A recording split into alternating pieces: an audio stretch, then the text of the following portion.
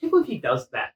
I can't believe he just like does a monologue. You know what I mean? I can't believe, like when he was conceptualizing this show, he was like, and at the very end, I'm gonna do a monologue. It's gonna be so cool. It's gonna be so epic. He felt like it was like the most. It was like this is the last episode, and everyone's on the tip of their seats. Yeah, they need something to really like bring them in to like oh, it's gonna come to fruition now. Oh, it's gonna be so awesome. You know, it's gonna be something like hyped up for so long, and I'm gonna do a monologue, and it's gonna be like over 1 year ago. This podcast was created with a purpose. In its purest form, its existence is a love letter. A letter to Mr. Beast. His hundreds of millions of dollars, all given for the same reason. Each and every episode, whether we wanted to or not, we brought him up. Yes. Mentions of moral clarity, talks of the king of content. Topics ranged in substance to offhanded jokes, up to entire segments. But one thing is certain. The chain reaction of all of this is irreversible and unchanged. And now, we finally have the long-awaited Beast Games episode. Like, how stupid would a monologue like that be? No, Forrest, I get it. It feels like our entire podcast has been leading up to this moment, to analyzing the one true god of YouTube himself, Jimmy Donaldson. I hope you guys are fucking ready. Welcome back to the Obligatory Podcast.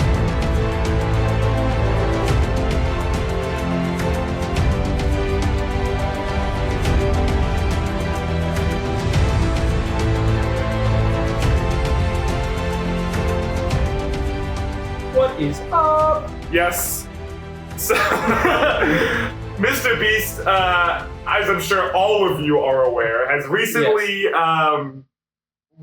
wrapped the largest game show in the history of game shows, according to Mr. Beast. He broke, what, like 25 Guinness World Records? I think it was 50. I think he broke 50 He records. broke, like, his whole thing in making it was that he was going to break world records. Yeah, that was his entire goal. He wasn't interested in, like, changing people's lives or, like, helping out the common man or even really making an interesting TV show. He just wanted to make the biggest he was like, show. What if I made a Mr. Beast video? Yeah.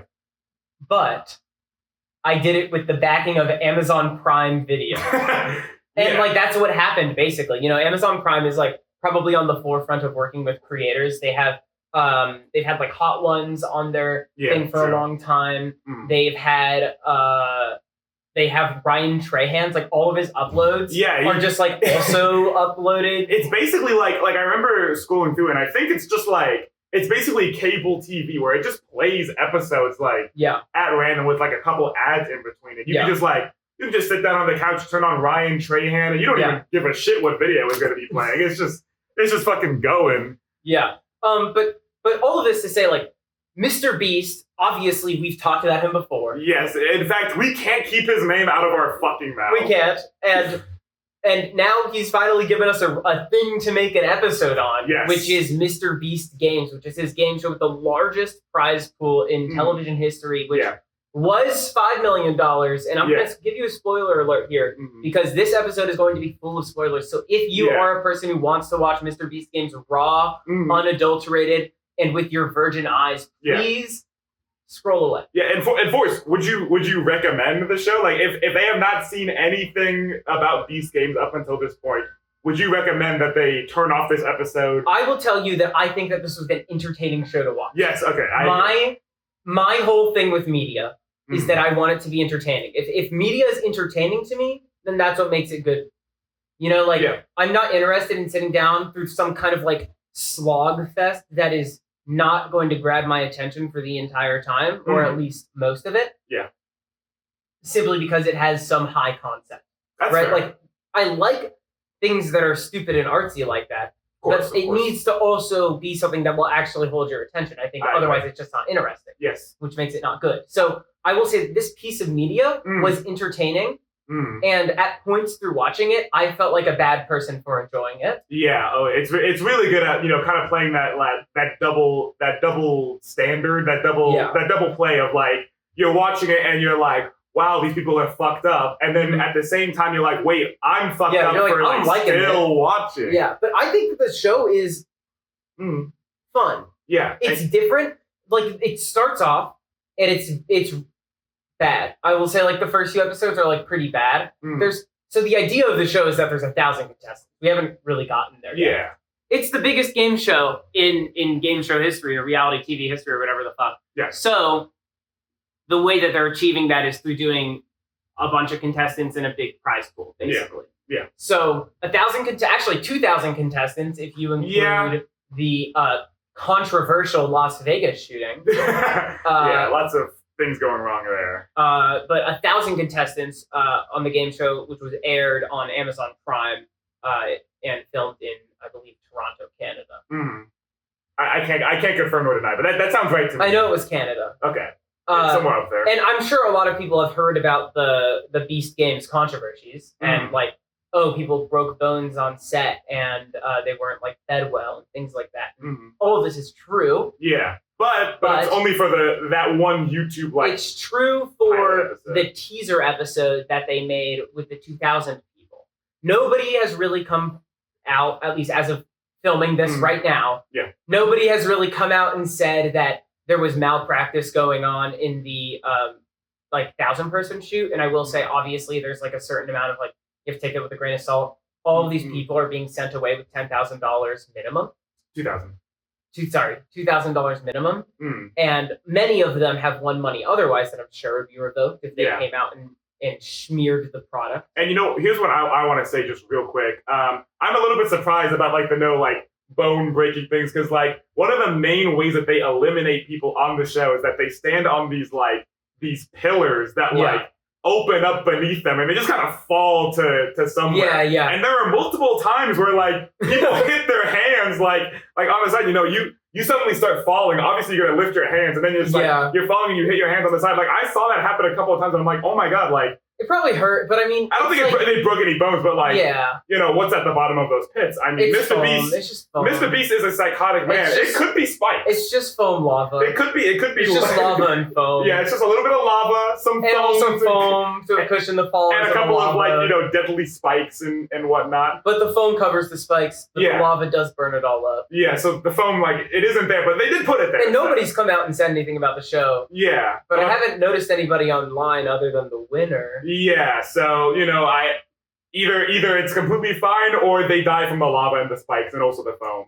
You were talking earlier, Forrest, about the show being entertaining and what you look for in shows. I absolutely agree with you. If the show is not entertaining, then why the fuck am I watching it? But one thing that I also am deeply engaged in, I think this is the most important thing that I look for in the show, are the characters, Forrest. Yes. When I'm watching a TV show, what is a TV show or any piece of media if not the characters? If the characters all like reek of dog shit, I don't care how entertaining I guess I do care about how entertaining the show is, but I don't really feel engaged to watch the narrative. Yeah, well, the characters make it entertaining. Exactly. You can't have a good show without good characters. It's these different characters that have different ideas of morality and how they carry themselves and what their goals are and what their arcs are. That's really what I look for when I watch like a TV show, A lot of my favorite TV shows are ensemble pieces like Community or Gravity Falls, where it's like tons of different characters. So well, George, if you want a lot of characters, Beast Games is the show for you. Right? Some people would say there's maybe too many characters, starting with 1,000 characters, but let me tell you, by the time that you get to around episode 4 or 5, most of those people are picked off and they're really able to assign storylines. I'll tell you, when they were filming this, I've watched a lot of behind-the-scenes stuff. I did some prep for the episode. I was trolling r/Beast Games. By the comment section's crazy. Y'all should check it out. Yeah, you'll see Forrest Ghani on Reddit. The comments on the Beast Games subreddit.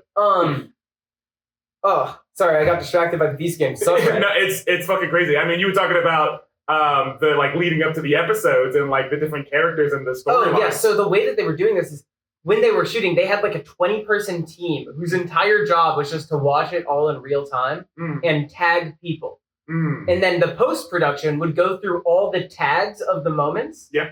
And it'd be hundreds and thousands of moments. Yeah, oh yeah. probably tens of thousands of moments. And they just went through all of it. Yeah. By hand. They handpick all of it. And they pick out the best moments to like create these like they have like storyboards. storyboards. They have about like 40 people on a board. About like 40 of them were mic'd up at a time. Yeah. And so like 40 of them would be on a board. These are the most interesting people that we think they're going to be the most interesting people. Yeah. And they bring in experts from reality TV across the country, which is interesting. I've never really thought about this before. Yeah. Like how the behind the scenes of a reality TV show works in that way. Like there's obviously people who are making and pushing for stories. Yeah. But I've never thought about it and seen it, especially at such a large scale. Yeah. It is true that this is like the biggest reality TV show like of all time. Yeah, like, it's unfortunate to give it to him, but you have to give it to him. He did break that world record like he wanted. And on top of that, like every single like contestant has their own camera that they like film themselves with. So they also have to go through all of that to like see what these people are thinking like in these moments. And there are episodes where like they're watching the contestants closely and they're like, oh, this is this contestant's best friend. And this is someone that they don't like and whatnot. So it's really just this is brought in through many of the challenges, especially towards the end, where they're like, "We've been watching you this whole." It's a real Big Brother scenario. It is. Like we've been watching you this whole time, and we know who you talk to the most. So we're gonna pair you up, and you're gonna go against each other now. Have fun. Yeah, they don't even give them the chance to like, if it's like a team or a 1v1 scenario, they don't even give them the chance to be like, pick your partners. They're like, no, we picked your partners. One of you guys are going home. But what we're here to do today, Forrest, as you know, is that we're going to talk about some of the most noteworthy characters on Beast Games. And we're going to, see what we think of their morality, see what we think of their game plan. How did they play the game? Do we think they played fairly? Would we have done the same strategy as them? Right. Do we condemn their actions and whatnot? Because these are, we're obviously not rating, 1,000 contestants. That'd be crazy. We have like a good, with a handful. We have a good 16 or so that we think actually made moves in the game. Yeah. Obviously, we have a lot of people from the top top 20. Yeah. And I see no reason why we can't just start getting into it. Forrest, you see all the characters up here, just making sure. I'm there's a good amount of behind the scenes interesting stuff that went on for this show, and a lot of these contestants, they go on a show for a reason, right? You have to keep in mind this show is an interesting watch because all of them were advertised to and really bought into the idea that this was going to be the biggest game show ever created and have the most amount of eyes ever on it. It's got 50 million views in its first, in the first month after releasing. Yeah. That's just the first month. Yeah. For a Mr. Beast video, that's actually really low. Yeah. But I think for an Amazon Prime, a whole series, I think that was whole series watchers. Okay. That's insane. That is really good. So when they're being told all these things, it creates this interesting dichotomy where they want to win $5 million. This is something they want. Yeah, obviously. Who fucking wouldn't? And obviously, the way to win it is to be a little ruthless, be a little bit cutthroat. But because they also maybe are fans of Mr. Beast, maybe they want to be, influencers themselves. Maybe they want to try and leverage this for some personal amount of success. They can't be too mean. They can't be too cutthroat. At least publicly. Yeah, because it's they. I think a lot of them, do really everyone wants the money. That's obvious. A lot of people need the money specifically for personal reasons, like their family members, or they have these goals that they want to achieve. And of course, we see some people who are I want to live in a van and just kind of travel the country, where it's you don't really need $5 million to do that. So a lot of the other contestants are kind of there for publicity reasons, where after this challenge, they kind of want to kind of springboard their own YouTube channels or internet fame off of it. We're already seeing it. A lot of the contestants, even butt fuck Jimmy Joe, who lost in the first round, is this is my experience being on Beast Games. It's you lost in the first challenge. You can find hundreds of videos. I'm not kidding you. I looked at a lot of them. You can find hundreds of videos of people that I swear to God you've never seen on the screen. No. Just talk about their personal experience with Beast Games. There was one video I watched where this couple, they didn't even make it into the show. They were in the 2000 thing. They got eliminated. Yeah. They made a video about how they conceived a baby while they were at Beast Games. Are you serious? Yes. Oh, dude, you gotta send me that video. Yeah, it's 5 minutes. Great watch. You can find podcasts. There's a podcast, shout out Beast Links. Yeah, shout out Beast Links, friend of the pod. They're pulling similar numbers that we are. Yeah, and they're trying their best to like springboard success off of, but they didn't make it that far into the game. Yeah, so it's like, what are we so trying to do? If we're paying attention. The winner of the challenge is also trying to springboard his own that guy went on Good Morning America. Did he actually? Yes. I did not know that. So like that guy's getting like media success in a different way, and he's creating a popular like charity organization and all this stuff, right? We're not seeing anything from the runner-up. Yeah. It's like fascinating. They've had months to prepare their social medias, and they were told to. Yeah. I watched a behind-the-scenes thing with I blank on his name right now, but whatever. Another like one of the Mr. Beast creator friends, basically. I know that Mr. Beast has like this guy following him around to make like a documentary. Did he follow him to Beast Games, do you think? Definitely. Okay. I just haven't heard anything about that. But I mean, I also know that he invited a bunch of like influencers behind the scenes to make their own videos about it. Colin Samir have a good video. John fucking something, Yusuf or something like that has an interesting video where they do interact with the contestants from time to time. And they're like, is your social media ready for this? You have a few months. You have to delete a bunch of your pictures. People are going to be looking for you. Yeah. You have to be ready. And it's true. There's like websites called findyourfavoriteplayer.com, not affiliated with, but it's literally just a list compounded of everybody who was on the show, and you can Google their number, and they just show up, and you can find their Instagram, Twitter, YouTube. It's kind of creepy. Yeah, a little bit. But I mean, also, if you're deciding to be on the show, you probably want that to some extent. You have to wait that away. Yeah. So, I mean, we were already talking about the winner of the challenge, Jeff, 831. I mean, I think there's no better place to start than... Yeah, we should definitely start with Jeff. Than the very winner of the challenge. I mean, I feel like he didn't really start, like, becoming his own character until, like the sixth or something episode, because he skipped out on the island challenge, so it's like... Yeah. It's like he doesn't really do much. Obviously, he talks a lot throughout the series, but he doesn't actually start making moves until he starts, like, teaming up with, like... They interview him right after the turn down $1 million challenge in the second episode. I believe that's the second episode. Yeah, I think so as well. But we don't really get a lot of characterization from him until like definitely 5 or 6. Yeah. At which point we learn that he has a son. Yeah. With some, oh god, it's a disorder that stops it's some uncurable disorder. It's a creatine deficiency disorder, which basically caps his age. Yeah, his mental age. So he's like mentally like 2, but he's like physically 8 or something. Something like that. And that's like the whole reason that he's in this challenge to begin with. Like I think he won it obviously, and he's springboarding a platform for him to like create content and he's created a charity organization about this. He's currently doing Ruck for Rec or something like that, which is this series on YouTube where he basically is like either running or walking cross country with another contestant. Yeah, Jeremy, who we can talk to. Sorry, we actually have him on the other line. We can talk to him when we can talk about. And he's doing a lot of really cool things. And the whole time he played a very clean game where he was pretty much talking about his sons the whole time. That was his big thing. Is he talked about his son. He had his pitch down. He also talked about his other son, who is, for lack of a better word, normal.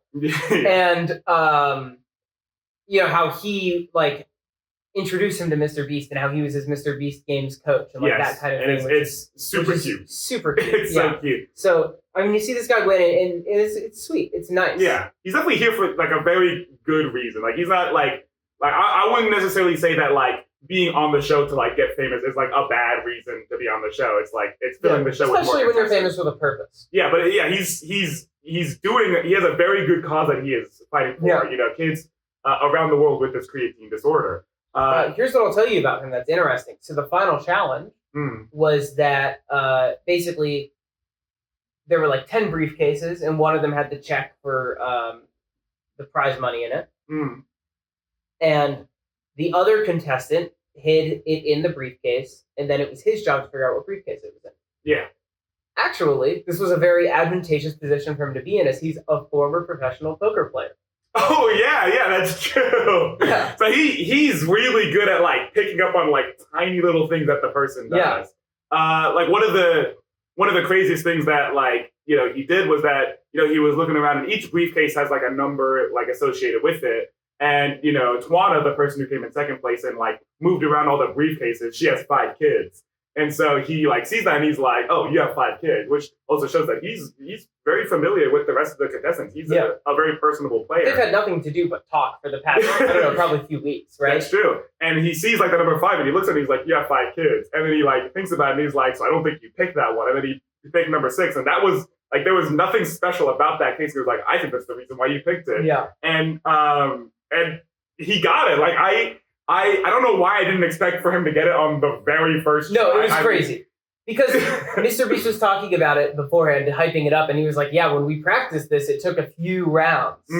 It took win a few times. He really wanted to build attention. At least that's what he said. Yeah, and on top of that, everyone looked away. Like Mr. Beast was not looking at Twana while she was moving the things. It was it was really well done. Yeah, every camera was turned away. Like no one, like Mr. Beast's like underlings, like Chandler and Carl Jacobs, they weren't looking either. Yeah, so he told everybody to turn around, including cameramen. Yeah, and it was not necessary. Like Jeff, he fucking got it on the first try. And I also feel like I watched this series, or I watched the second half of this series like a couple of days ago, and nothing is coming to my mind personally of things that like Jeff did that were like a little bit shady. Like I feel like he played a very fair game. Was he not involved with that little alliance situation? He was supposed to be their kind face, and so. Although he was not really leading it, and I don't think that there's really anything wrong with having a truce and trying to play the game. At the end of the day, everybody's here to play a game, and a lot of like moral things that you'd be required to follow in the real world kind of fall away when you're like in a game and your job is to win something. And that's it. That's like everything there is. It's just like you either win or you don't win. Yeah. And everybody's in the same exact boat. It's not like you're really taking anything from anybody. You're just trying to win the game. So that was a little shady of him. He was a part of this like very manipulative 4-man group in the final 10. Yes, but I mean, did they really, like, I'm struggling to remember if they really did anything specifically. They got a few people eliminated, but they didn't do anything crazy. I think their idea was more impactful than their execution. I agree. I definitely think Jeff is on the good side. We should explain this chart. Hey guys, we're doing D&D alignment charts for the audio. For the uninitiated D&D alignments. It's like you can choose your character, and then this tells you what kind of person they are. So it's kind of like a grid of 3x3. On the top, there's lawful, neutral, and chaotic, and then there's also going down, good, neutral, and evil. So someone can be lawful good, and you can think of that person as somebody who will always do the right thing for everybody around them. Yeah. And they will always follow the rules. Yeah. Someone can be true neutral, which really means that like they kind of have their own they're code. Somewhat of a wild card, and they'll do whatever they want when they want. Not necessarily for themselves, but oftentimes it will be that way. And then you could be something like chaotic evil, which is literally just an agent of chaos who will almost always do things to hurt other people. You're the fucking Joker. If you're in the chaotic evil, you are the Joker. And it's interesting because there are such things as lawful evil, which is someone who will follow laws but also hurt people, and you can be chaotic good. But most of the time, you understand. Yeah, you get it. So Jeff, I mean, he's fighting a very good cause, which definitely makes me think that he's good. He doesn't personally like dick over any other people. Like when he's playing, it's completely fair what he's doing. Like one thing that's coming to mind is in the final episode when they're like tossing the balls into the tube. Like he's not going after Emma because she's right next to him and she has an easier shot. So he is like going after the person who's all the way over there. They were all teaming up on her though. Yeah, well that was. But I don't think it was his. I don't know if that was his idea. I'm not remembering. I just know that like his individual reasoning for going after Yessi's like ball pit was that like if he goes after anyone else, they'll have such an easy shot. So he's like he doesn't want to make enemies. He's banking on like getting this one person out. Yeah. And on top of that, in the challenge right after that, the person that he was like targeting, they had a grid. They had a grid memory challenge to do. Yep. And Yessi was going on the wrong space, and he saw that, and he actually tried to like be like, "Hey, you're going to the wrong one. Like, go one to the right." Of course, Yessi doesn't believe him because like he was just targeting her. Of course, he wants to get her out, but he was telling the truth. He was saying. He's like, Yessi, I think that's the wrong one. Yeah. So I personally am feeling a lawful good on this one. I think so as well. You know, I think that this is like a very rare case where you see someone in media become successful, and at least public facing, this guy's really chill. Yeah. Something might come out about him. That's none of my business. Yeah, exactly. I might as well just keep going down the ladder. We have the runner-up of this challenge, and me and Forrest were talking before this. This is who I wanted to win for a good long while of this challenge. Yeah. And that's Twana. Twana is actually another very interesting thing to say about the show is that every single contestant has a number. Of course, there's 1,000 of them. Jeff is 831 and Twana is 830. They were right next to each other on the very challenge. First challenge. Yeah. The very first challenge, they all come into this room and they have a bunch of squares that they stand on. And it is suddenly revealed to them that the first challenge is a self-elimination challenge where every single line on the grid of squares that they are, one person has to self-eliminate. Yeah. And if they don't, they get eliminated. And if they get eliminated, their square, which was secretly a trap door, falls in on itself, and they go into the lava pit. Yeah. Never to be seen again. Yeah. They would disintegrate into ash. And so Twana and Jeff both were right next to each other. There's a clip of them introducing themselves and actually making an alliance in the very first episode. Yeah, who could have known that those two would be the very last people? Yeah. I didn't. No.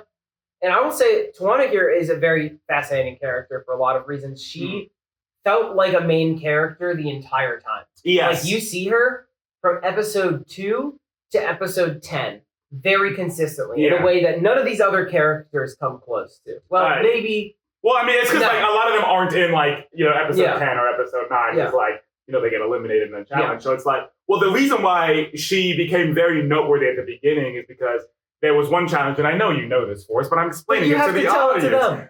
There was one challenge where 4 teams, it's like the entire, like, I think 500 or so, or like 750 like contestants, something like huge. A lot of contestants are all split into 4 teams. There are 4 rows, and they have to elect a leader who would represent their team, and Twana was one of those leaders, among 2 other people that we have on this list. And the challenge was there was a giant like video of a number going up to 1 million. Well, they didn't know where it would end, but it led up to 1 million. It was pretty obvious. It was gonna, yeah. And basically, whenever any of those 4 captains wanted, they could have pressed that button. They could have won whatever money ended up being on the board, eliminating that entire row, an entire fourth of the challenge, and also keeping you in the game. Yeah. So you could have started off with like $1 million in the bag. Now, obviously, you would have become a target like immediately after doing that. And even if you didn't know it was going to go up to $1 million, you could have gotten 500,000, 800,000, and that's life changing money for a lot of people. Absolutely life changing money. And what's crazy is that not one single captain decided to do that. Yeah. They all let the number go up to 1 million, and they were justifying it as like, like these people are also here like for a purpose. They have something that they need this money for. Yeah. So who am I to eliminate like all these people who are desperate for a chance to earn this life-changing money? Yeah. Twana was one of those people that didn't press the button. And so she became a very well-respected player in the game. And she was also incredibly fierce. I mean, she is a professional wrestler. I mean, this is someone who has a very good head on their shoulders. They understand, like, challenges that come at them and how to take advantage of it. She also knows how to be, like, a showman. Yeah. She's very good at, like, being like, hey, guys, this is me. And she was someone that a lot of people, like, kind of flocked to for, like, they were like, yeah, this is my goat. This is Twana. And, she again is one of those other people that played the game incredibly fair, not choosing to dig over anyone personally. Even in the trolley problem like episode, like where she was elected as a leader or as the person choosing, like in the final 2 like editions of that. I'm pretty sure. Yeah, I think she is a really good example of one of these like things I was saying earlier, where people feel the need to save face, and like specifically that challenge, right? Like objectively, not taking the money there is probably the dumbest thing you can do. Yeah. Because you can walk away with 25% of your competition gone and $1 million in your pocket with a whole game left to play. But obviously, socially speaking, that's not going to be very well. Like, it's not going to do you well. You know, like, you probably are going to get a lot of backlash from Blue Sky. Mm. And you're probably going to get, in the game, a lot of people trying to come after you. Yeah. So it's like, yes, you can take this money right now, but how long is that? How far do you want to get? This is the first episode, you know? They're also assuming there's going to be a lot more opportunities like this. Yeah, which there kind of was with the island challenge, but not necessarily. I think that she was one of my favorite characters all throughout the show. Like, I really did want her to win. She was another person going for a great cause. I think she wanted to start a foundation, or already has a foundation. I think she's an orphan. I think she lost both of her parents, and she wanted to create she has a foundation that helps out like orphan children. Yeah, like around the world, like unhoused people in the system, you know, that kind of thing. And that's an incredibly noble. That's great. And you know, I've seen some discourse online talking about how $5 million for her would be significantly more impactful than $5 million for an uncurable disease. And I think that that's like not really like a super comparable or like fair criticism. And like everybody's just like playing to win this game, right? Yeah. And so like whoever wins should get to spend the money how they want to spend it. Yeah. And I do wish that she didn't make it out with like any money. She made it out with like $100K. Yeah. Which is definitely something. It's good money. There were a lot of other people that made a lot more than that. Yeah. So I don't know. And she was maybe the most fair player the whole time. Mm-hmm. We didn't see, at least on screen, we didn't see any, like, Jeff was dirtier than she was. Absolutely. I mean, I can't say that, you know, perhaps Twana was like, you know, pushing people into lockers and like stealing them lunch money. Like that could have been happening behind the scenes, but we're just going off of what we saw in the show. I feel as if they would have been showing that. Yeah, if they were like, if she was swirling other contestants. Well, first she would have had to find a locker, and then she would have had to push someone into it and then lock it. Yeah. This is another contestant that I think could go into the lawful good. She could go into lawful good. I think she could go into neutral good as well. I think so as well. I think that she was kind of playing her own game. Yeah, I don't think she's as interested in like the image of Twana rather than like I think she was going for the prize money. I think she would have. She said multiple times, she was like, I'm here to win, I'm going to win. Yeah. But she also wanted to play fair as opposed to other people who were like, I'm going to win, I'm going to win. Mm. And they did like questionable things, which I still, again, don't actually think is questionable. Because I think in the context of the game, of course. Yeah, right now I'm leaning towards neutral good. I think so as well. Yeah, so we're gonna put her in neutral good. Put her in neutral good. That's crazy. Let's talk about Gage. Now, Gage is a super interesting character. Yes, this character came in third. Yes, and this is someone who kind of really didn't do anything until like the second to last episode. You know, when it's like the 10. He was in the hang challenge, right? That was his thing. No, he was not in the hang challenge. That was Michael. Oh, you're right. But he was on that team that did like pull the monster truck and like collected the thing. Gage, what he did was that he was in the top 10. He skirted by in the trolley problem and whatnot. And it was like the 10 people, and he gamed the system to like tell people like, hey, I'm going to vote for you if you vote for me. And then calling other people and being like, hey, I'm going to vote for you if you vote for me. And that's how he swindled he essentially swindled Queen out of her victory. Yes. I think so. There was a challenge. Yeah. Right. So in the top 10, they all got into the top 10, obviously one by one. Mm. So they were all put in these houses, labeled 1 through 10. And there was a sum of $1 million for all of them to take from. Yeah. They all agreed to take $100,000. Well, they didn't all agree beforehand, but I think that was like the general consensus. They all vaguely agreed to do that. If we all take $100,000, we all get the It was understood. I think they did kind of agree. They talked about it. There was discussion had about it. Maybe. And so 1 through 10, they all come out and do that. And then the amount of money that they took from that carried over into the next challenge, where they had a set amount of money to bribe other people with to vote for them to get into top 5. Mm. And then top 6. So, spoiler alert, obviously they didn't all take $100,000. Some people took more, some people took less. Some people had to kind of fight to get more. And Gage was one of these people, I think, that didn't have a lot. Yeah. But was still able to kind of play the game and really like make it work for him. Yeah, absolutely. And I think Gage was probably one of the best players throughout the entire games. He played extremely low up until he had to. Yeah. At which point he had garnered enough like general like towards him, but not too much to where people were like, oh yeah, it's obvious, you know? So he did that and he made his way into the top 6. And in the top 6, Mr. Beast came up to them and said, I have a coin. A beast coin, if you will. A beast coin. I have a 50-50 chance for you. You can double the prize money right now and take it from $5 million, which is already the biggest prize pool in reality TV show history, and make it $10 million. Yeah. Or you can not flip the coin and whatever. Yeah. Then I get to save money. Yeah. If you flip this coin and it lands on heads, if you choose to. Yes. If you don't, if you do flip it and you lose the flip, then you're eliminated. So Gage, being the man full of swag that he is, the fucking balls of steel that he has. He goes, yeah, I think I should do that. The coin is calling to me. Yeah, and the reason that it was calling to him was because earlier in the show there was this challenge where, and I think this was one of the best challenges in the series. It was where 3 people would go into a box. One person had to volunteer to like stay in the box and let the other 2 people go, and they would be fucking handcuffed to the box. Like they could not leave. To the wall. Crazy, absolutely crazy. And the reason why Gage escaped that was because he won a coin flip, and when he flipped the coin, it was tails. Now, Forrest, what happened when he flipped the beast coin?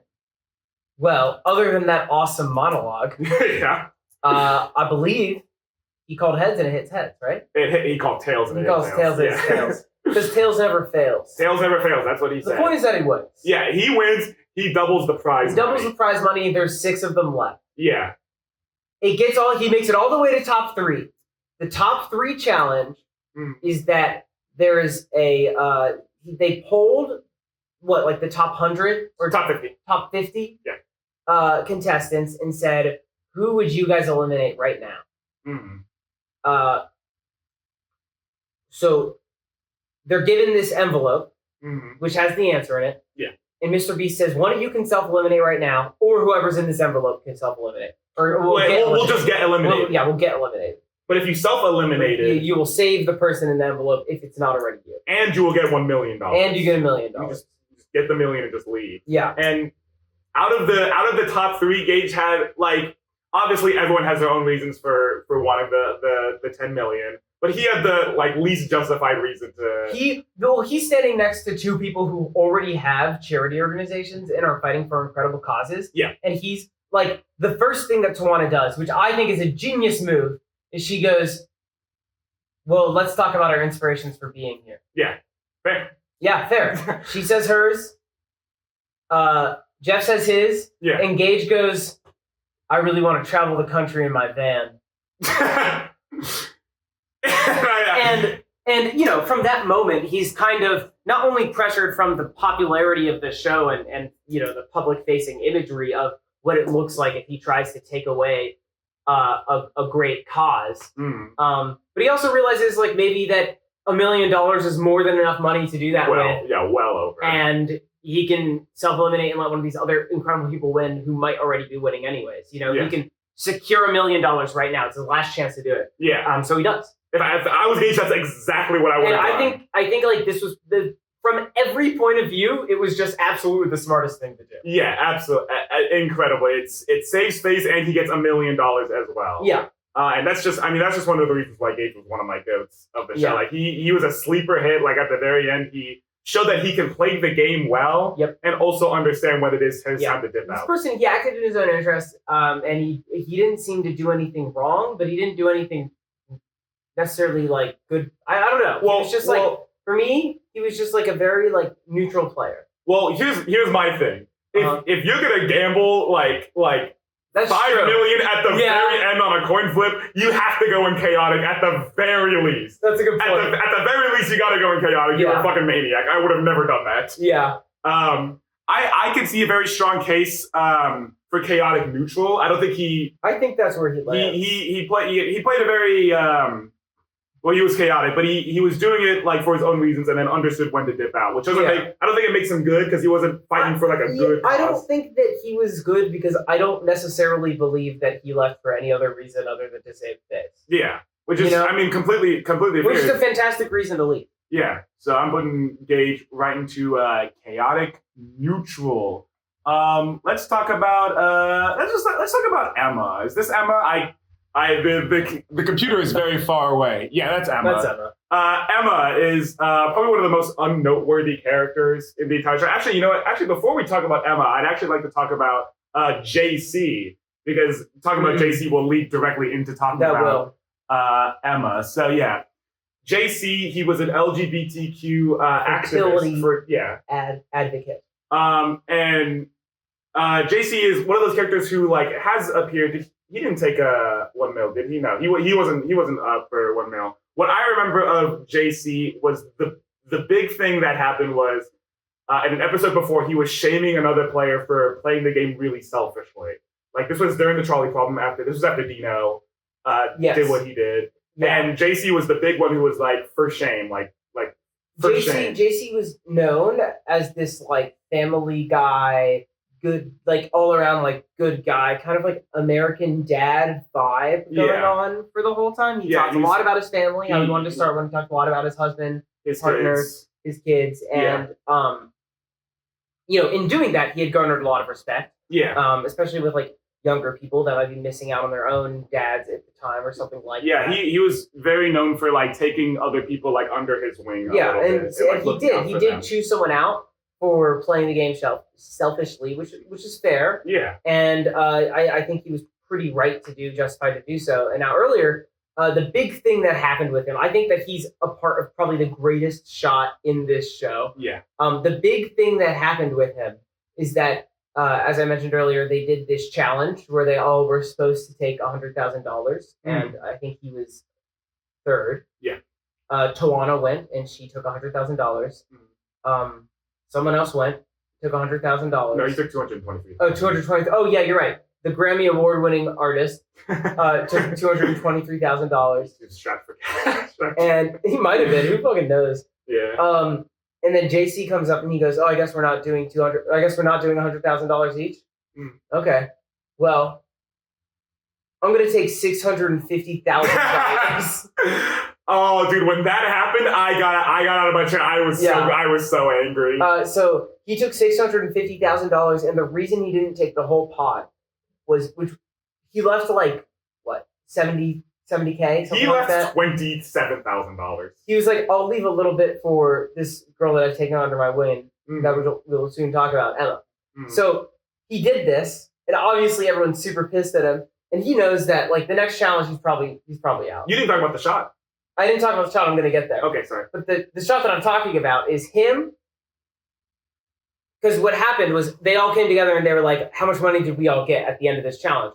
And they were like, "Well, I only got $20,000." Someone else was like, "Yeah, me too." And then Twana was like, "Well, I got $100,000, so something happened." Something happened in between these two. And he was like, "No, I only took $223,000," which maybe sounds bad, but next to the other guy, it sounds great. And he went, "Yeah, guys, look, my mortgage is exactly $650,000 or something like that." He's like, "Well, all of my debt right now is $650,000." Well, he said that his debt on like when it was just him, he said his debt was around $500,000. Yeah, but you have to account. And then he took some of the tax. So he's like, "I can start my life out. I can get rid of all my debt. Like, you don't know how like great this will be for me." And they all like shame him publicly, especially after he was just talking about playing selfishly. Yeah. To Deano. And the top 10 were very much so like, we are a family. We are all in this together. We're here to support each other. Yeah. And he was spearheading that conversation. And when the moment struck, he took it. Yeah. And so the shot is him in his bed, on his knees, crying, surrounded by bags of $650,000. It is so amazing. It's like dark except for one light shining on him, and he's just like breaking down. And this is one of those moments where I was watching the show and I'm like, am I a bad person? Yeah. But I'm into it. I'm loving this right now. Am I a bad person? You're not the bad. I don't think you're the bad person. And look, like, I don't even think he's the bad person, to be honest with you. I think what it is for me is that the reason why he did it, I completely understand. Like everyone else in that circle it completely justified to be like, hey, you're not the only one whose family like needs money. Sure. Like this money could have helped out all of our families, but we didn't have a chance to get that opportunity because you took all the money away. Yeah. You took $650,000. He basically self-eliminated. Yeah, because there was no way he was going to be saying it. He knew that. And, like I said earlier, they're all here to play the game and they're all here to get as much money as possible. That's the point of the game. And where it becomes bad that he did that is when he was the one spearheading the conversation about fairness and that they were all going to take care of each other and watch out for each other. Exactly. It's especially bad when he tries to do this half-hearted attempt at saving face and being like, well, I'm going to leave a little bit for Emma. Yeah, I want to leave something for Emma, but I'm going to leave something, but it's $20,000 is a lot, but it's a drop in the bucket compared to what he took. Exactly. So it's just I was a very big JC fan leading up to this episode. Yeah. And then that happened, and while I understand why he did it, I completely lost respect for him. I agree. No, yeah. And the following times where they were making calls to get each of the votes, like JC, he knew that he wasn't getting anything. He tried a little bit at the very end to send money, but he got fucking played. He got played out of 10,000, which again is a drop in the bucket. Which is great though. So I'm very hesitant to call him evil. I don't think what he did was evil. I think what he did was completely neutral of playing for himself. Yeah, if that makes sense. Yeah. I guess where I'm on the fence is is it lawful? Is it it's definitely chaotic? Not lawful. Is it chaotic? I guess.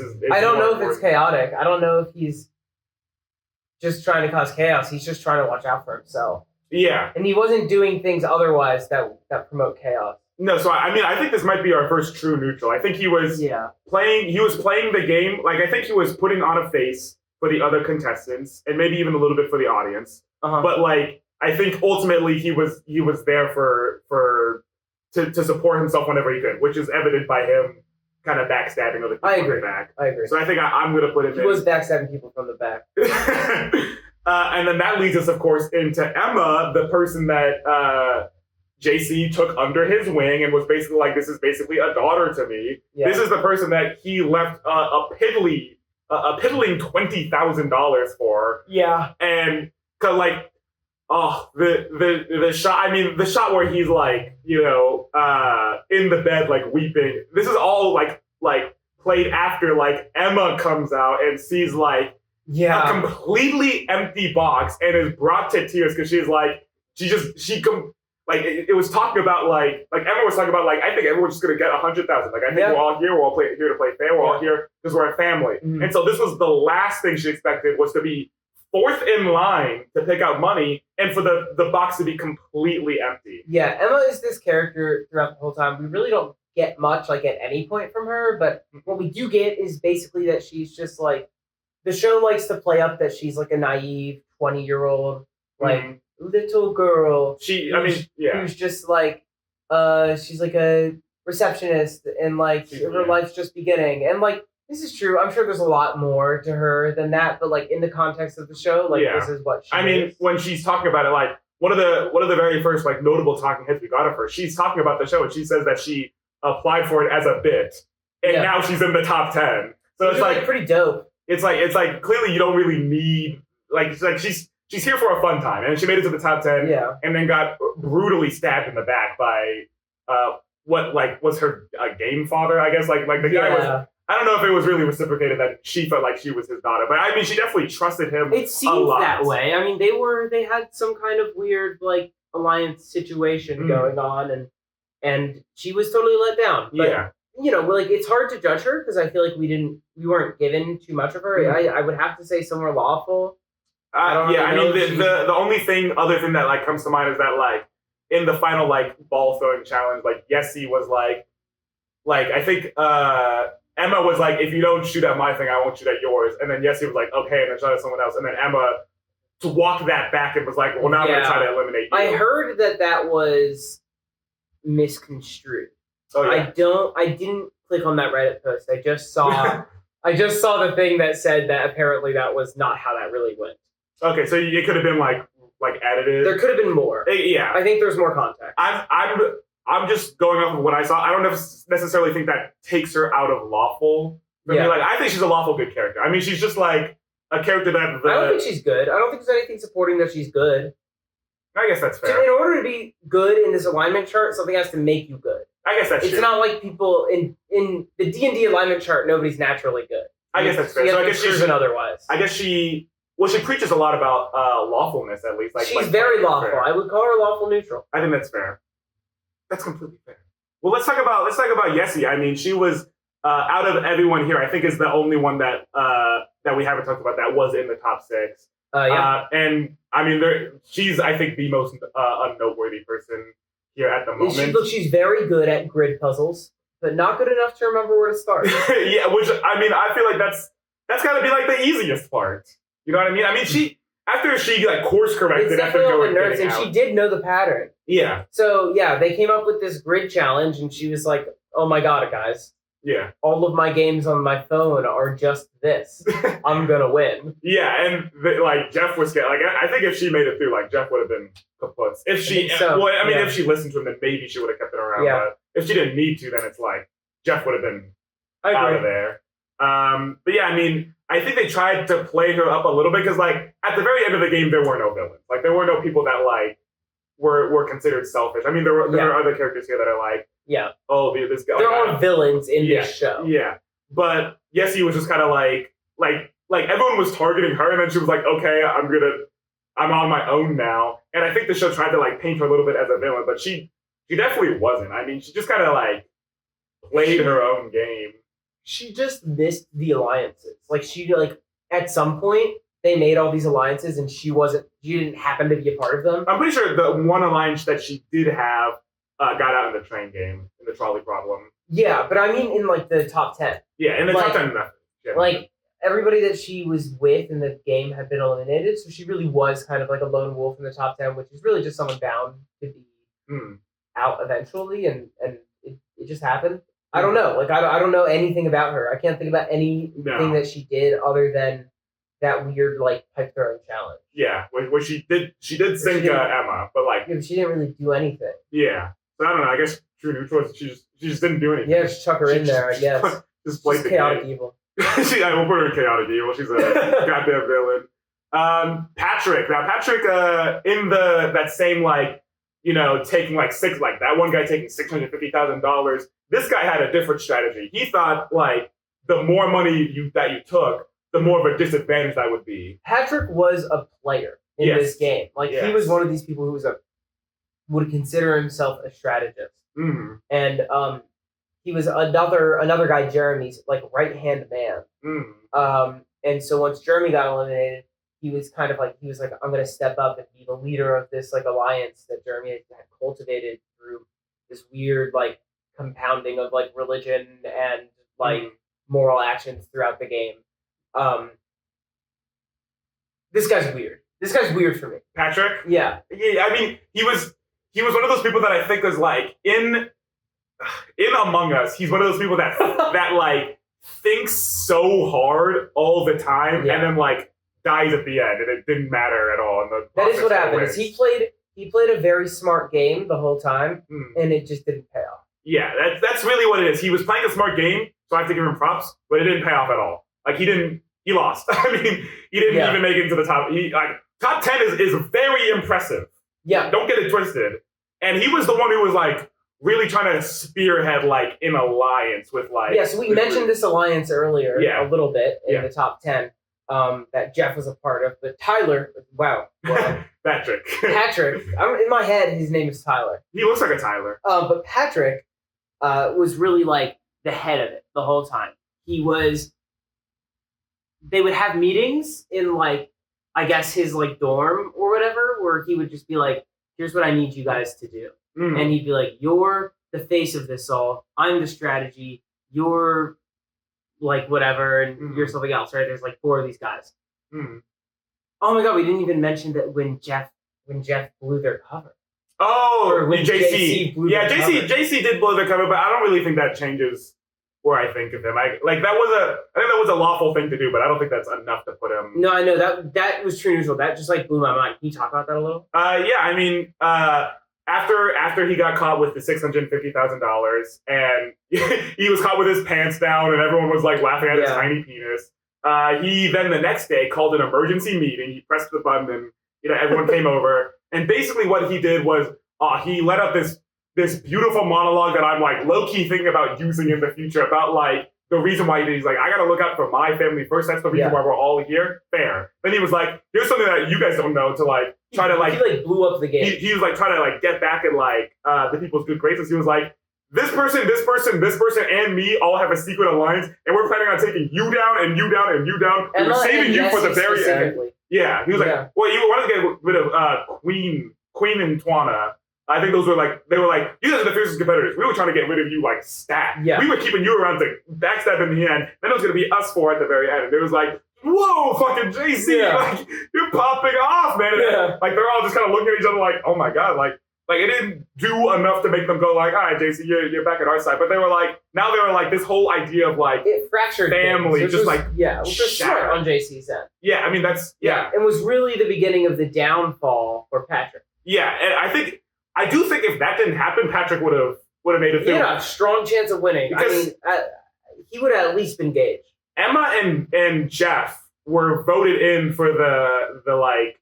They were voted in during that challenge because they had like very strong morals. Like they were like, Jeff is here for a very good reason. Emma was wronged by JC, so we're gonna let her through. So I think because Patrick took $0, they would have been like, this is a very noble person. Patrick was the one who initiated Jeff getting voted in.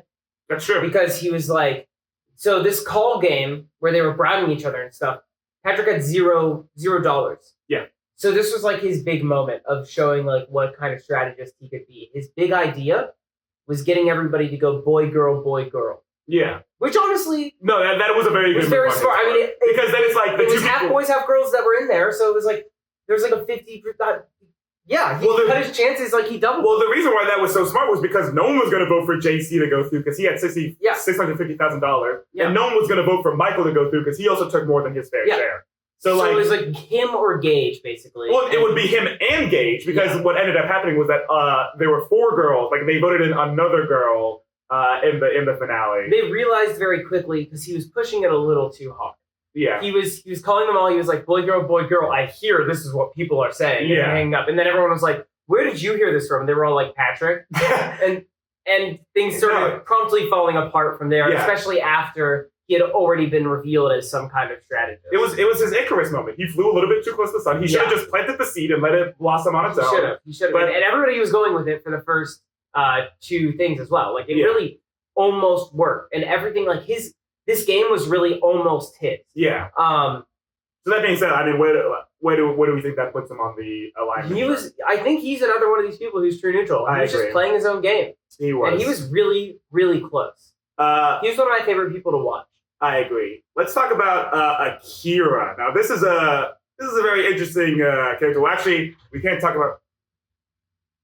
Don't worry about that. Okay, we can't actually talk about Akira because we have to talk about the Habibi Brothers first because they are instrumental in the reason why we think Akira is the way that he is. Yeah. So earlier we talked about this challenge. Yeah. This 3-person in a box, 2 people leave. The way that this challenge worked is that did they choose? No, they were put in a box. They chose. They were chosen? I think they chose like the... No, you're right. No, they chose 3 people. They didn't know what the challenge was going to be. So a lot of people chose their friends and stuff like that. Yeah.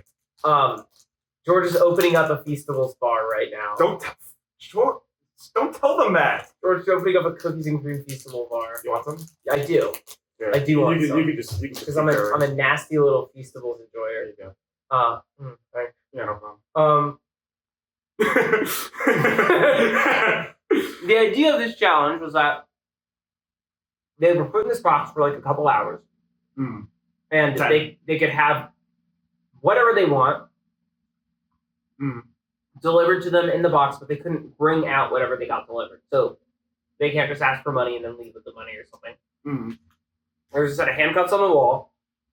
And the person who decides to stay, or is forced to stay, will handcuff themselves to the wall, and the other two will walk free. Some people were normal with it, and got dice or a deck of cards. Yeah.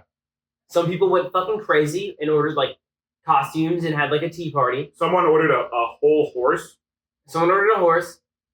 And they brought it. They did. Someone ordered a tattoo artist, mm-hmm. and everybody in the box got matching tattoos. Mm-hmm. Which is hey, hell of respect. If you know me, you know that I love that shit. Yeah, it's fucking awesome. But they were the Habibi Brothers are two brothers who entered this challenge.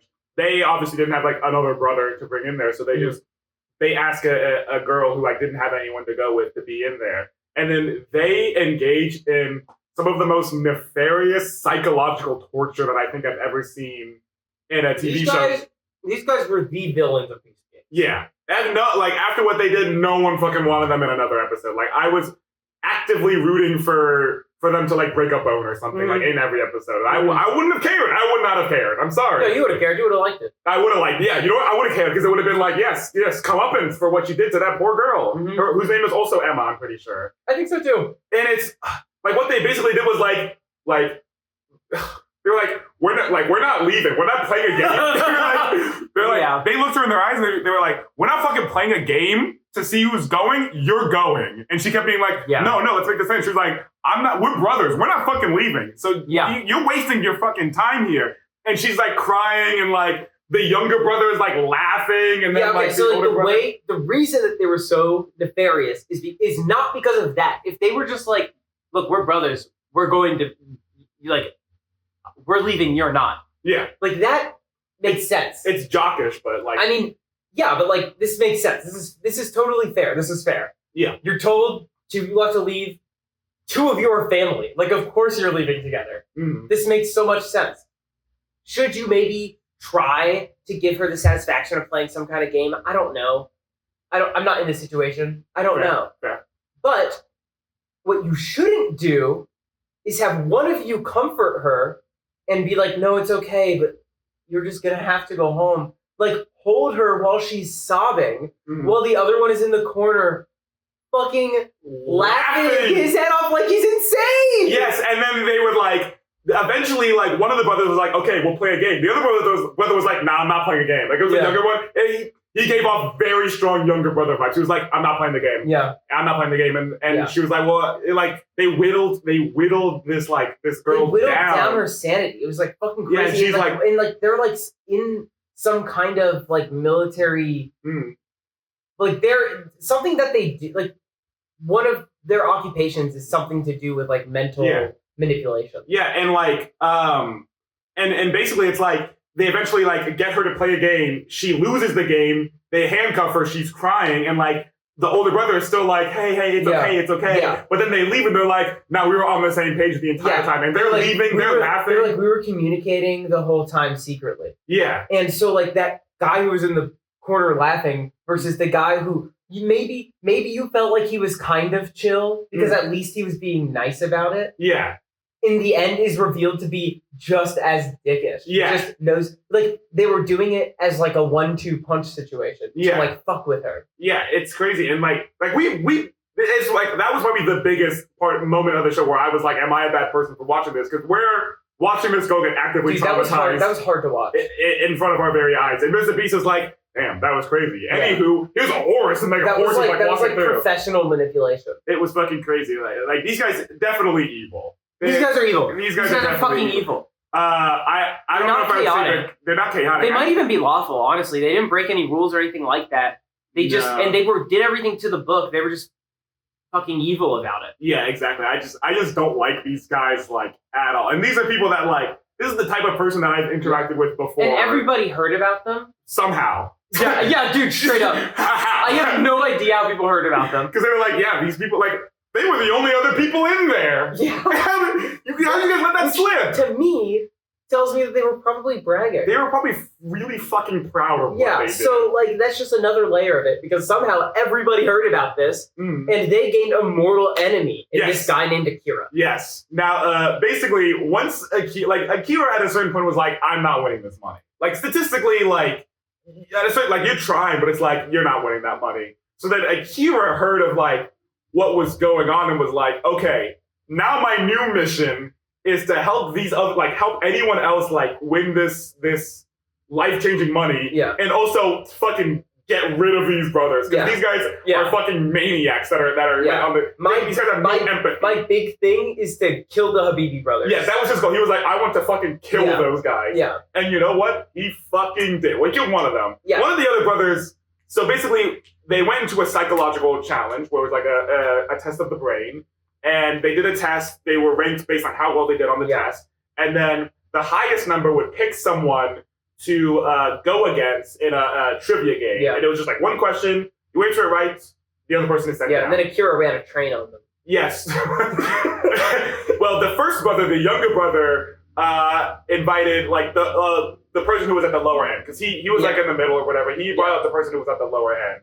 And they asked the question, the younger Habibi brother got it wrong, and the other person got it right. Yeah.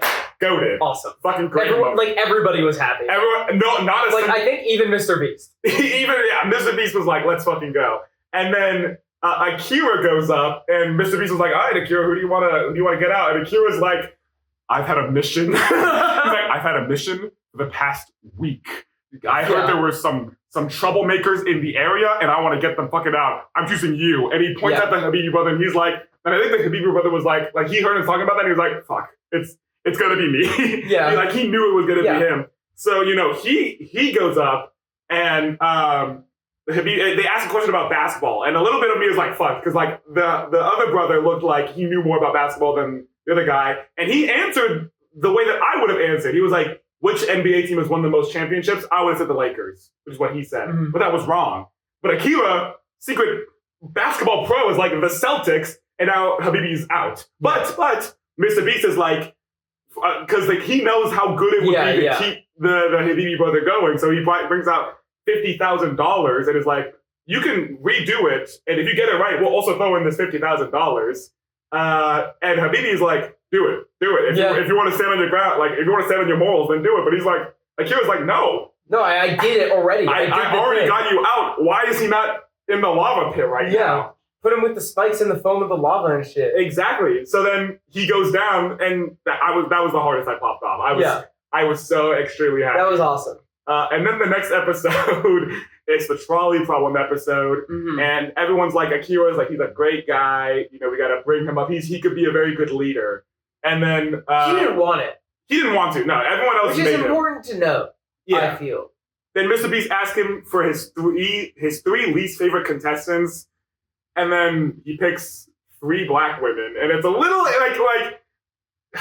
I mean, we were talking about this earlier. It's like, that's not the clique that he was running with. He doesn't really know anything about, because like, you're linking up with people that you feel a certain kinship with. He wasn't linking up with like Mia and the others. And it's not like the only 3 black women either. No, there was actually a shocking amount. Like, if you're like to take statistics of it all, it was a larger amount of black women there than you would expect out of population. Yeah, but he still picked them and then eliminated them in exchange for a Lambo. He did do that in exchange for a Lambo. And his justification was, he was like, okay, I'm here to help someone win the $5 million, so I have to eliminate people to do that. That's fair. Yeah. That line of logic, like, it makes sense to me. Yeah. I don't know. He's like, I want to have someone I know win the money. Yeah. So he picked people that he didn't know. Yeah, and he eliminated like 6 people. Yeah. One of those 3 people that he eliminated in exchange for his best friend, like, making it through the challenge. Because again, they were watching. They knew who his best friend was. Yeah. They put him on the other track. But then because he like eliminated so many people, like he kept offering himself after that to be the leader, to be in charge of this trolley problem, to be basically the harbinger of destruction in terms of like who deserves to get the money and who doesn't. Did he offer himself, or did they keep voting him up? He kept on, like, after the first one, they all voted him in. After that, he was like, who wants to be a leader? And he would always step up first. That's what would happen. Yes, but they kept voting him up as well. Yeah, they voted for him after that. Which I feel like is also important to know. Like, he made calls that other people there also would have made. Yeah, exactly. So which is like, it's not like, you know what I mean?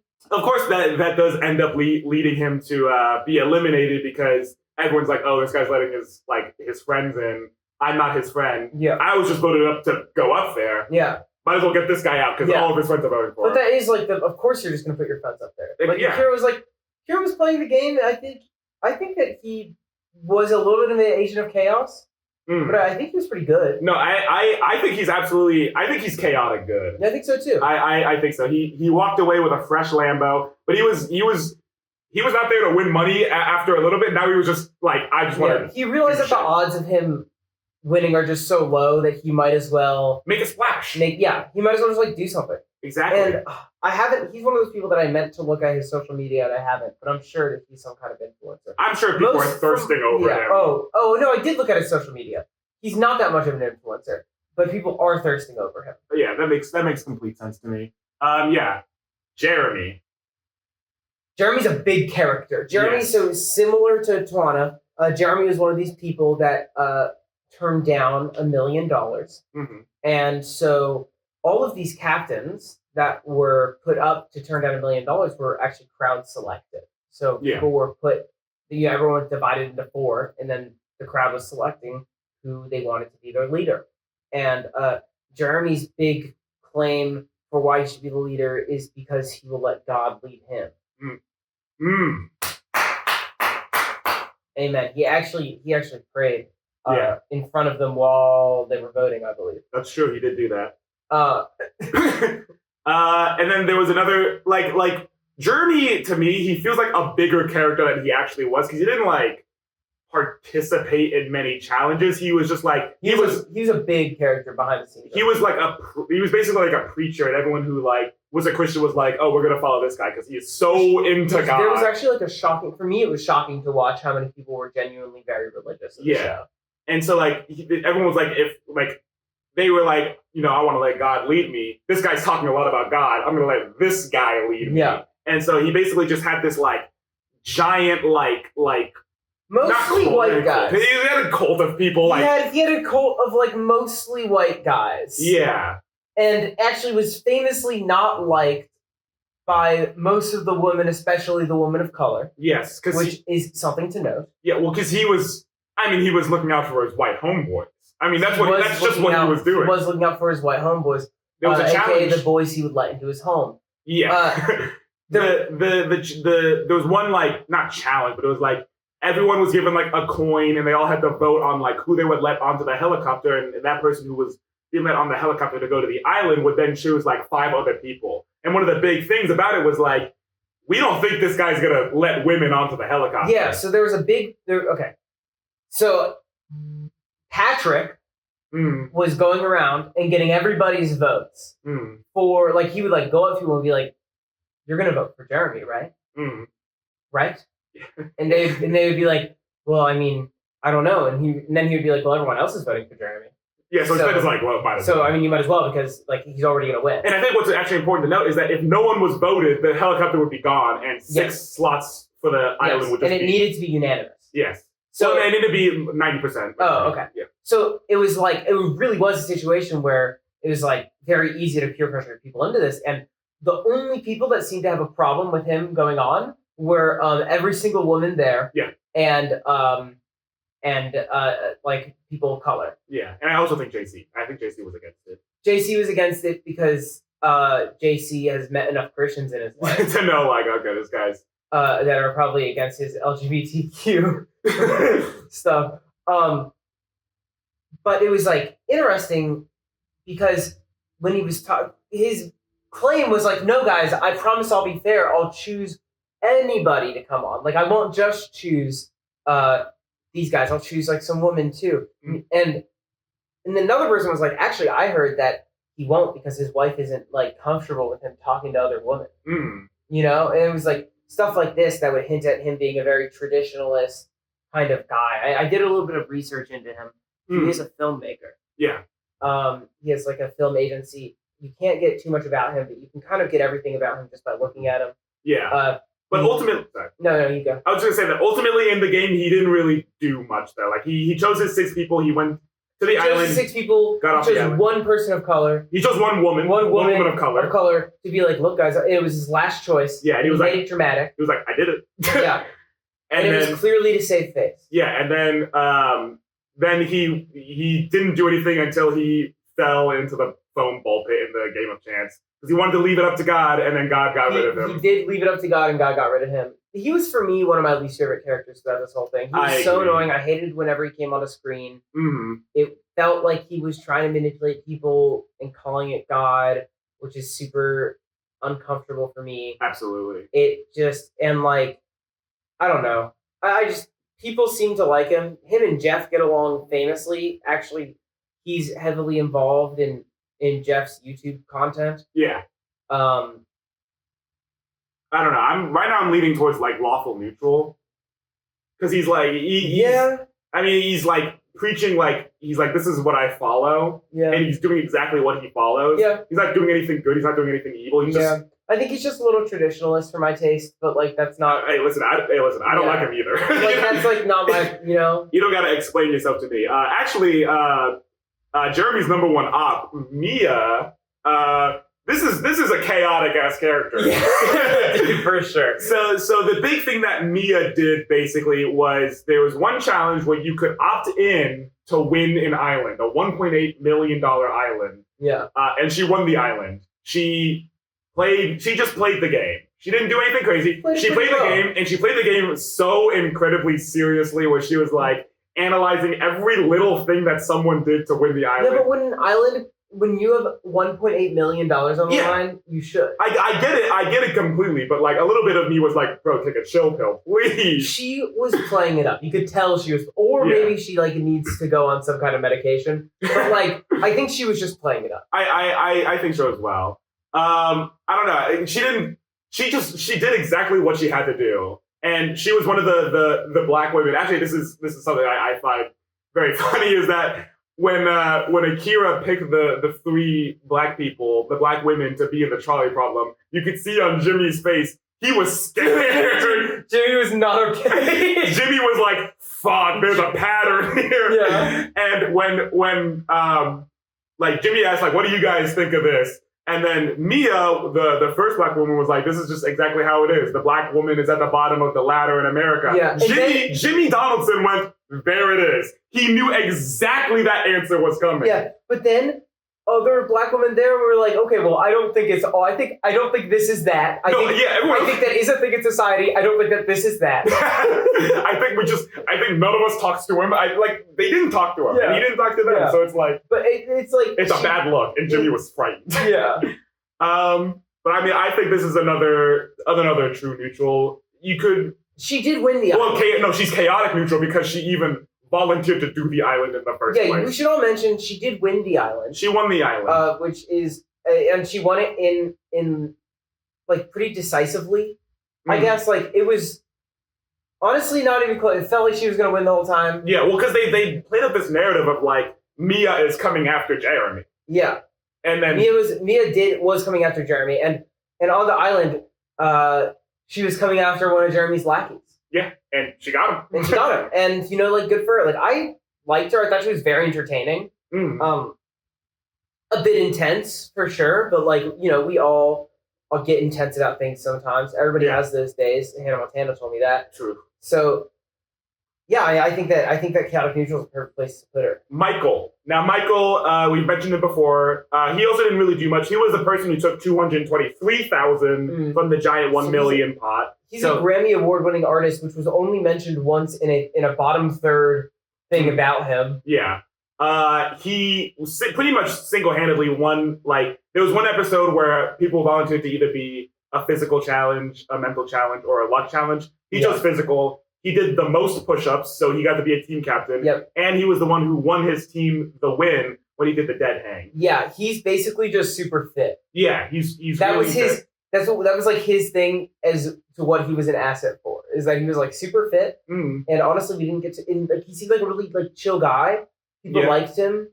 I think he's also something about him also screams like Jesus nutcase to me, because he was like when it became time for him to choose his money, he was like, I have a number in my head. He was like I think he was like he knew what he wanted. Most of them are Jesus nutcases. Yeah, sure, but like. He was very much so like, I'm leaving it up to chance. He's like, I know exactly what I'm going to do, and I'm going to do it. Like he went out, saw that only 100,000 was taken. He was like, I'm going to take more. And honestly, like, he didn't take an egregious amount. Like, yes, he took more than what his, like, quote unquote fair share was. It's so easy to look past it because of JC. Yeah. It's almost like whatever, dude. Yeah. But if, like, it's not that much more. It's not like if I heard that, I'd be a little bit upset, but like, if JC didn't do that, I'd only be a little bit upset. This is forgivable. This is forgivable. I would think this is a forgivable thing. This is not most of the money. And then when it became the top 10 like voting challenge, his goal became then to get the most money possible. Like, he didn't send any money. He knew because he took more money than his quote unquote fair share that he was probably going to be eliminated. Yeah. So he was like, all right, how can I just get people to be sending me money and tell them I'm going to vote for them? Mm-hmm. This was like a smart plan, is it? Absolutely. He realized when his time was up and tried to make the most out of it. Like, this is the play that you should be doing. He wasn't good. He wasn't bad. Yeah. You know? He had a game plan and he followed it. Yeah. That's why I think he's going to just lawful neutral. I think so too. Deano, this is the last person who actually made a splash and also competed in the like $1 million, like the money is rising, and then he didn't take any of it. It's interesting that 3 of the 4 people are here. Yeah, but I mean, they saved a lot of face when they did that. Yeah. And then kind of a little bit later on, very far. took away a lot of face because later on in the challenge during the trolley problem thing, he did not want to go up to like be leader, so he was trying to like goad everybody else into like being leader, being a little bit creepy to some of the contestants. I think, for me, the whole time was one of those contestants that just like irked me out a little bit, and there was no like reason particularly. It just felt like he was kind of being manipulative. It felt like he was more than the other people were. He was riding the fact that he gave away $1 million. He was trying to use that as like a don't vote me out. You're here because I didn't. He knew that it would give him power over people, and he also knew that he should be trying to take advantage of it, but he wasn't subtle. Yeah. Twana was subtle. So Twana was subtle, but Deano was like, going up to people and be like, hey, you got to do this. It's your time, sweetheart, or it's your time, baby girl. And it's like, whoa, dude. Yeah. And then at the very end, Twana is in charge of the trolley problem thing. He needs to pick someone. Like, he's on the chopping block, and everyone's like looking at him like, this guy's got to go. This guy's like out. At some point, people realized that he wasn't as cool as maybe he was advertising himself to be, and not a show like. And it's also very easy to assume that he's maybe a super virtuous person that's not going to be manipulative because he's a former fire captain. Yeah. Which is like an incredible thing for someone to be. Yeah. But in the end, at the end of the day, so it was him up for elimination, and the challenge was that Twana had picked 2 people. She picked her favorite and her least favorite. Yeah, her favorite and her least favorite. Stand on opposite sides, and they each get to choose one. Yeah. Right? And so he chose the person that he felt like would maybe be the person that she would like the most. Mm-hmm. Which was just a random black woman. Yeah. Like, not really someone that she was like seen talking to a lot. Not really anything. And it was pretty obvious what was going on. Yeah. Like, it was pretty obvious that he was just like, in his mind, he was like, I mean, black people stick together. And like, and he picked her, and then that was just not enough to save him. It was after Akira had already eliminated 3, and so it became a thing where it was like, do you really want to be like eliminating like all the black women in the competition off of one thing? Yeah, it was just a very manipulative move. It was something that really showed his like true colors, I feel. Absolutely. And like, yes, he was just playing the game, and that does get to excuse a lot, but he knew, because Twana told him, he knew that he was just going to be eliminated either way, no matter who he chose. That was something explicitly stated to him. So why did he then have to go and choose someone that he knew would be the wrong choice? That was what they were explaining. I think I understand completely why he did that. It was his best attempt to stay in the game, but it's so like, he was told that it wasn't going to work. It's not going to work. So just pick some other fuck, please. Yeah, like he was basically told that wasn't going to be what was happening. Yeah. And so this is what JC chewed him out about. Yeah. So, honestly, like, I don't even know if I really want to consider, like, what, like, right now I'm leaning towards neutral evil. That's why. I think so, too, but I don't think it's because of the trolley problem thing. I think it was just because how obviously he was trying to manipulate people the whole time, and also how creepy he was to some of the younger women. Yeah, that's why I'm putting him in neutral evil. Now we have 2 more people, and now these people are not contestants for us. No, but both of them I would say are equally important, very important to the concept of this show. First off, I mean, obviously we got to start off with Mr. Beast. I mean, come on. I think we should probably do Lil Yachty first. Okay. So in one episode, in the Island Challenge, Mr. Beast talks about this special guest that he wants to bring out. He's a master of manipulation, and he could play the game really well. Yes. So, okay. He wasn't brought out for multiple challenges or anything.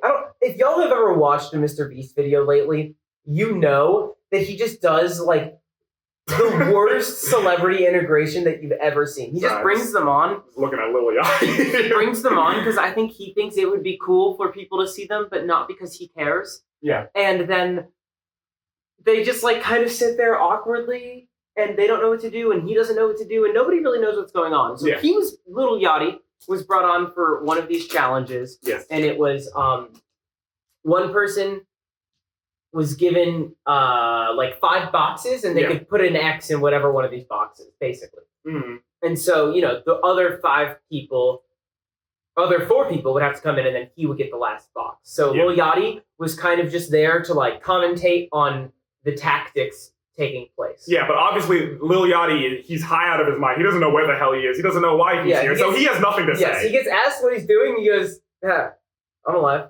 And it's like, what the hell? And then, this is the best part. The person like with the X gets out. He's obviously very upset. He gets out. He's like, Mr. Beast is like, for some reason, Mr. Beast walks over to like comfort him. This is like Mr. Beast does this like all the time and like all of his videos and like all of this. Like he's very good at comforting the people who get eliminated. He understands that it's an important part of it. To also definitely in a safe face. Yeah. And so he goes up to him. He's like, "Hey man, like take a seat. It's okay." And then Lil Yachty like comes over and like tries to sit on the bench, but there's no room. And Mr. Beast is like, no, come in. It's okay, man. Yeah, Lil Yachty's here. Lil Yachty's here. And then Lil Yachty starts laughing at him for getting out. He's like, damn, you could have picked that one and you picked the second one and now you're out, man. And he cannot control himself. He finds it so fucking funny. And the guy who just got out is just looking at him like, dude, is Lil Yachty laughing for getting out in this challenge? And Mr. Beast just looks like, he's just like, I wish I didn't do this. Yeah. And Lil Yachty's just fucking laughing at him. And then the guy's out and Lil Yachty's just gone for the rest of the show. Yeah, that was it. That was the Lil Yachty celebrity integration. So that was pretty evil. This guy's also neutrally evil. That was chaotic evil. Well, it's chaotic that he's there. Yeah.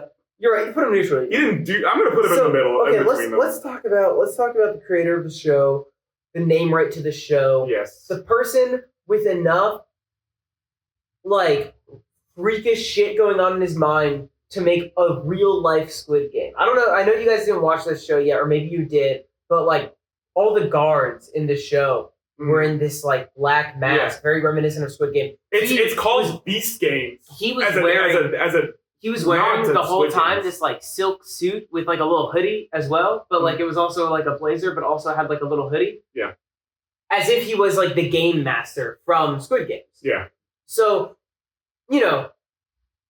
it left a weird taste in your mouth. It did. It definitely weird. I've seen a lot of people talking about how this game is a commentary on capitalism because they're comparing it to Squid Games. And look, I think Ben Shapiro made a good point when he said that wasn't the case. Yeah, I don't think Mr. Beast is like I'm gonna make a commentary, especially when it comes to the Squid Games comparison. I think he was just like Squid Games is my biggest video, so I'm gonna reference it. Mr. Beast thought to himself. Sorry, let me talk a little bit more about the Ben Shapiro.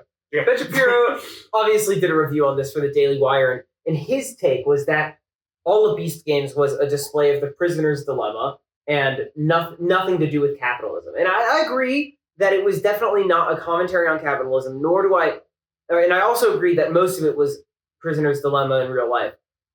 But I think more interestingly, what happened was that Mr. Beast set out to make the biggest reality TV show in history, and obviously it turned into a commentary on capitalism, but it wasn't supposed to be. It's inherently capitalistic because it's a game show for American audience. It's like this is capitalism incarnate. Yes, and you're like literally watching people get traumatized. Yeah. And we're like, yes, very good. And they're working for what they can earn. Yeah, and like in the first shoot, we had people like breaking bones and stuff. And sure, all that got fixed by the camera at the time, but it was weird. It was bad that happened at all. Yeah, absolutely. We're including that in like the overall assessment of like is Mr. Beast lawful, good, chaotic, whatever. And look, like Mr. Beast sunk tens of millions of dollars into this. He went way over budget. Way over budget. He's gone on record saying that this was probably the dumbest thing he's ever done from a budget point of view. Luckily for him, he's stupid rich loaded, and it doesn't really matter, I don't think. But it's like, I don't know, where do you put Mr. Beast on this thing? If you go off of his behavior in the show, I mean, he was pretty tame.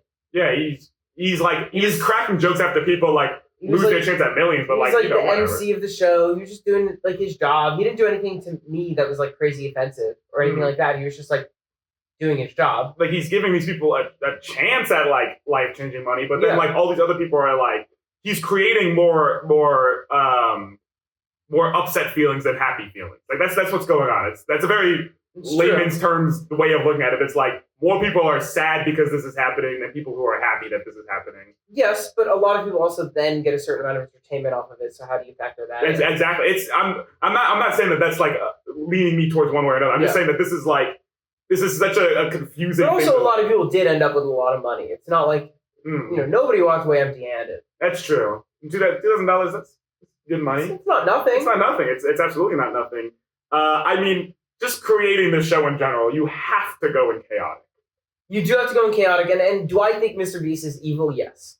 I think Mr. Beast is evil. Judging just off of this show, do I think he's evil? Maybe.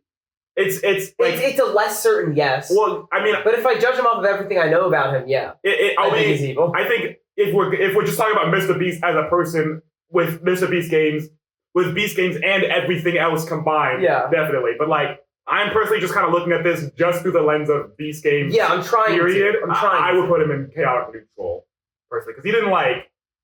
He's done evil things, but he didn't do anything. In my head, he didn't do anything evil specifically. He had throughout the run of the show missteps. that I know. He had missed. I don't know. For me, he was in charge of a production that was like. Yeah, I understand. Also, like he produced it and he directed it, so he didn't have a lot of. At some point, he has to let go of a lot of control. He has to relinquish that, and like that's what happened when I assume that's what happened when a bunch of these people got very very hurt and stuff like that, and. I assume that's what happened. Like there's like little things as well. Like the opening shot when they show the Beast City for the first time, there's a CGI moat around it. Mr. Beast didn't put that there. He didn't even want that there. He saw that and he was actually very upset. Too late to change it. It's out there forever. That's true. Like all these kinds of things where you realize that Mr. Beast is really kind of a step away from this. Like he's almost more talent on this than he is. But it could still be considered gross negligence. Yes, and it is though. And they brought in such a large team. It was the largest team ever to produce something like this. It was his first time working with, traditional media, and it seemed like they butt heads a lot from how everybody talked about it. Like both sides, they were both like, yeah, it was different, which means that they hated it. So, like, also you have to factor in the fact that maybe he was, like, being hard to work with. But, like... I mean, I'm just going off of what I saw because I haven't, like, listened to anything. Yeah, I think it's fair to put him in chaotic neutral. Yeah. But, the argument could definitely be made for chaotic evil. Yeah. But that's not where I'm leaning right now. But, yeah, that's our comprehensive look at... How over are we? How over are we? 3 minutes. Oh, sweet. But, I mean, things are getting cut, so... thank you so much for watching today's episode. Be sure to subscribe. That was a solid hour and a half of Mr. Beast banter. Yes. Maybe we'll go next episode. Maybe you won't bring him up at all. Oh, hey, fingers fucking crossed. We'll see. And you guys will see too. I assume you'll be watching the next episode after you subscribe, rate us on Spotify, send us to one of your friends. Send this to all of your friends, your mom, your grandpa, grandmas love us. That's true. But yeah, we'll see you on the next episode. Yeah. Bye-bye. Bye.